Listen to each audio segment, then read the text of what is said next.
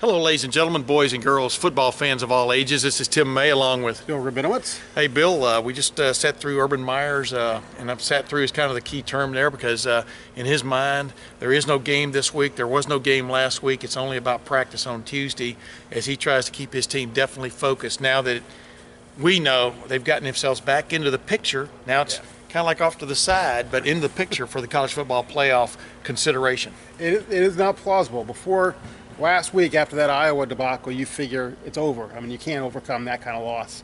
And now, having beaten Michigan State 48-3, having a little bit of chaos around the country, there's a plausible path. They still need a lot of help, and they don't control their destiny, but it's there. But Urban Meyer, as you said, Tim, he wanted no part of that. You know, they got Illinois this week, and everyone knows Illinois is a struggling team. But he's going to do everything in his power to make sure that Ohio State's focused on only Illinois. And what we learned today, when I asked him specifically what stands out of Illinois, he brought up their defensive line. They do have a stellar defensive line and gets after people, but he didn't really name anything after that. And, you know, that's being honest. I mean, they've struggled offensively. They've got Jeff George Jr. trying to play quarterback for him along with a couple other guys. It hadn't really worked out for them. They hadn't really clicked. They definitely are another recruiting class or two away, it looks like, from a depth standpoint. Lovie Smith definitely has his hands full there. But, you know, my beautiful mom, she's 85 years old. She had this great line a couple of weeks ago when we were talking about the chaos that was already ensuing in major college football. She goes, you know, don't blink. Teams can't afford to blink anymore because something can happen. We all saw that 2 weeks ago at Iowa when Ohio State gets waxed 55-24. First thing my wife says to me when I walk in the door Saturday night after coming back from the Ohio State's waxing of Michigan State was Iowa only had 6 first downs at Wisconsin. How do you explain that? Because there's no explaining it. And Urban Meyer was asked kind of that question, and he said, it's just the nature of the beast. I mean, you're dealing with 18 to 22-year-olds, and their performance does this. Yeah. And that means ebbs and flows. Yeah, you just have no idea what to expect from week to week. And we know that when Ohio State plays well, like they did in the fourth quarter against Penn State, like they did against Michigan State, they're as good as anybody. Yes. The question is, you know, why can't they do that all the time? Well, that's college football. Yeah. You know, in this game, I mean, like Nick Bosa talked about after the game, you know, and you wrote about it, is that they came out with an intensity from the start. I'm talking about the defensive line. He even talked about he was more fired up maybe than he had been the previous couple of weeks just because, you know, they got embarrassed. For want of another word, a really good team, when it's playing well, got embarrassed because it did not play well really on either side of the ball for the most part at Iowa, and they wanted to make up for it, and you could see. And this was a team, you know, they were hearing all week, another upset is definitely possible. This is a rush defense by Michigan State that was number 3 in the country going into that game, was only giving up 87 yards a game rushing. Boom, Mike Weber. Boom, Mike Weber, 47 and 82 yards, his first 2 real home runs of his college career. They rushed for over 300 against that team and really set the tone. And then defensively, I thought Nick Bosa really was the head of the vanguard there that just got after their quarterback. And basically, I thought he was shaky there. You know, I thought they made him shaky there after the first couple of series. Yeah, they absolutely did. And Nick Bosa obviously had been Brian Lewerke. I was having trouble remembering his name as I was speaking there. There was so much info coming out of my mouth. Nick Bosa obviously had been ejected for targeting against Iowa, so he had extra motivation. Yeah. And you're right. You know, one of the things that we didn't really talk about is I thought Michigan State's play calling was as bad as Iowa's was good the week before.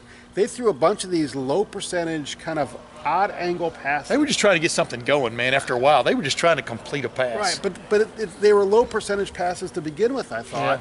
Yeah. And you know, their run game did nothing against Ohio State, and look, Ohio State was a better team than Michigan State. That was obvious almost from the start. Yeah. But I also thought that Michigan State didn't do themselves any favors. I mean, they didn't throw the ball to the tight end much. Now, obviously, their tight ends aren't as good as Iowa's.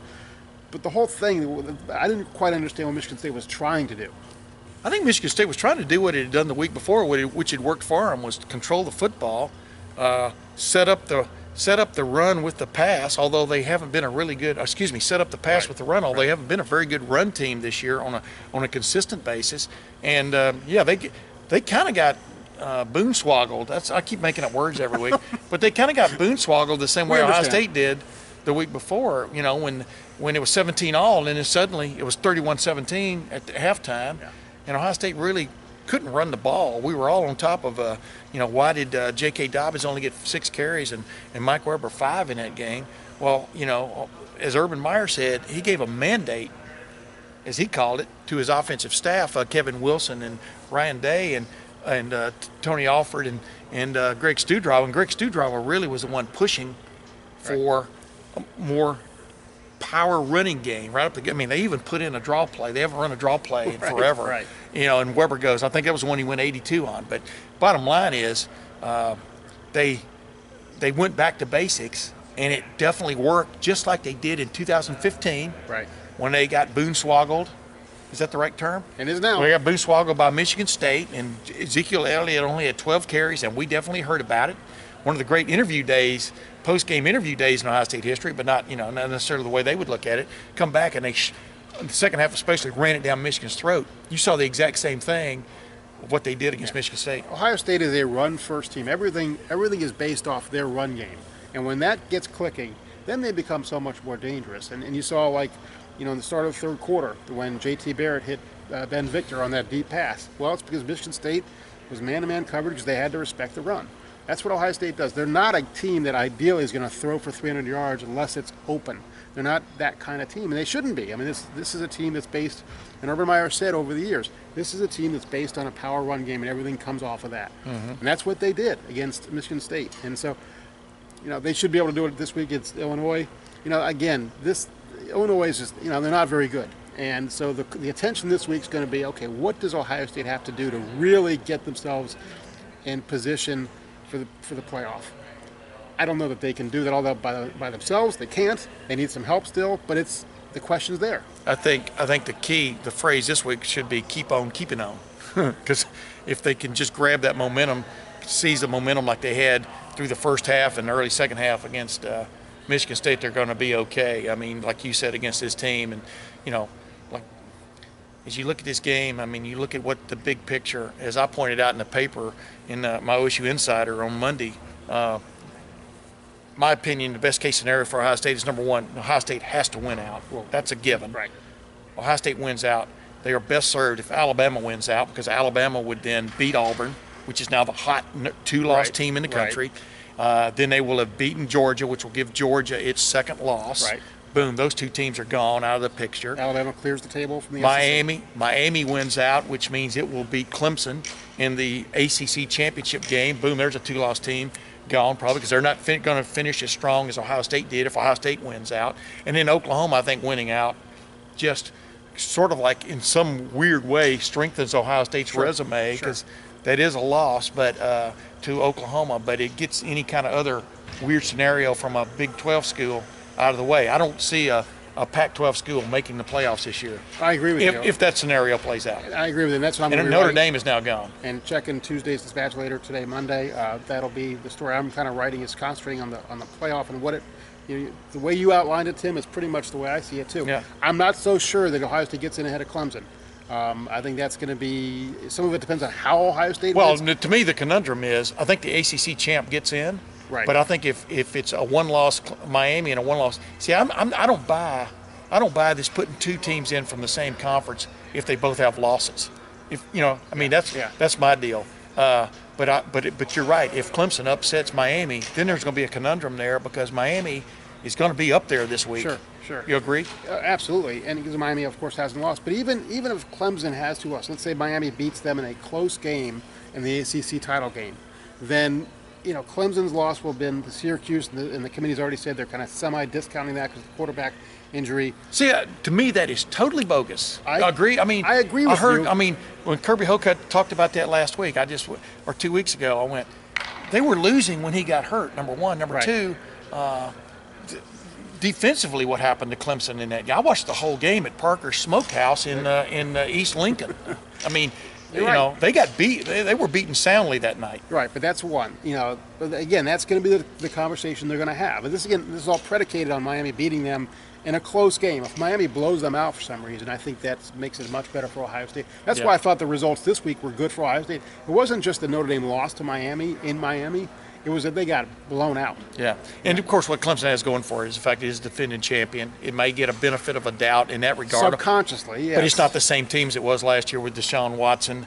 There are all kinds of that's down the road. The bottom line is for Ohio State has to take care of business against Illinois, against Michigan, against Wisconsin, and the reason I said if they went out, their resume will look really good if they get those 3 wins on their belt, especially the Michigan and Wisconsin, because obviously Michigan is playing at Wisconsin this week on Saturday, and we know the scenario that if Wisconsin beats Michigan and Ohio State beats Illinois, Ohio State will clinch a spot in the Big Ten championship game. It will be the Big Ten East representative, obviously, but it has to win out, and it would help Ohio State if Wisconsin's undefeated and 4 or 5 in the college football playoff rankings. Yeah, I think so, because you're looking, Ohio State, we're going to find out tomorrow where they are. They're in the 8th in the polls right now. So you need 4 teams they need to overtake 4 teams. One of them would presumably be Wisconsin. And I don't think there's any question Ohio State would go over Wisconsin. They beat them in the title game, regardless of having 2 losses versus 1. There's no doubt about that. And then if Alabama clears the table of Georgia and you forgot Auburn. about Mercer. They play Mercer this week. Yeah, Lord have Mercer. FCS, they played Lord have Mercer on this week. That's a tough team from the FCS. And then they play Auburn in the Iron Bowl, and then play Georgia probably in the SEC championship game. Right. Yeah, so a lot of things have to happen, but when you look at them, they're not crazy things that have to happen. No. They're realistic things that have to That's happen. why I said, these win outs are possible. Miami is a good team right now, man. They dominated Notre Dame. That was, and that's also the strength of playing at home. It does appear in modern college football. At least this year, it has definitely been the difference for a lot of teams. And like we said, Ohio State, there is a black eye without a doubt. It's known as a Hawkeye on their resume. Losing by 31 is a huge difference, and that will definitely be a part of the discussion on December the 3rd or whenever it is when the final decision is made, if in fact Ohio State gets to that point. But I want to ask you this one quick thing before we move on. I think if Wisconsin wins out, I've seen this conjecture that they still get left out, and I'm going, how could that be? Number one. Number two, are you really going to take a one-loss?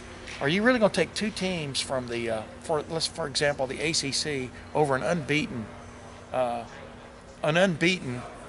Big Ten team that probably just beat Ohio State and Michigan? Are you really going to? I don't see it happening. There is 0 chance of that happening. Yeah. If Wisconsin is 13-0, having beaten Michigan and Ohio State, there is 0 chance that they are not in. Yeah. I'm sorry. Badger fans do not worry. I do agree with me. The only scenario I saw where 2 teams were going to get in from the same league this year was if Georgia and Alabama ran the table to the championship game, and one of them beat the other, and it wasn't a bad loss for the other. I could see that happening. I don't see it happening from the ACC side of things. No way. Wisconsin, if you beat Ohio State, sleep easy. Yeah. You're in. Yeah. Well, you know what? We'll be back to probably talk more about that kind of stuff because we're going to get the new rankings from the college football playoff this week. Ohio State, of course, is dealing with getting ready for Illinois, rebuilding Illinois. The Illibuck. Yeah, the Illibuck. The Illibuck is up for grabs. That's the wooden turtle. Yes, it is. It's a very interesting trophy. I'm not sure it's a trophy. It seems more like we've seen it. A place setting or a conversation piece. A conversation piece. What's that over there in the corner? That's the Illibuck. Really? What does that mean? I don't know what it means. It used to be a real turtle till they killed a turtle. I was going to ask Urban if the Illibuck was the biggest thing on this plate this week, and I thought, given his demeanor, I don't think that's where you want to go. You know what? I bet he would have answered yes, 1,000 times yes. Anything to avoid anything else. Exactly. But we'll be back to talk about that stuff later in the week, along with projecting where we think Ohio State's going to end up in this thing. Until then, this is Tim May. And Bill Rabinowitz. Thanks for watching and listening.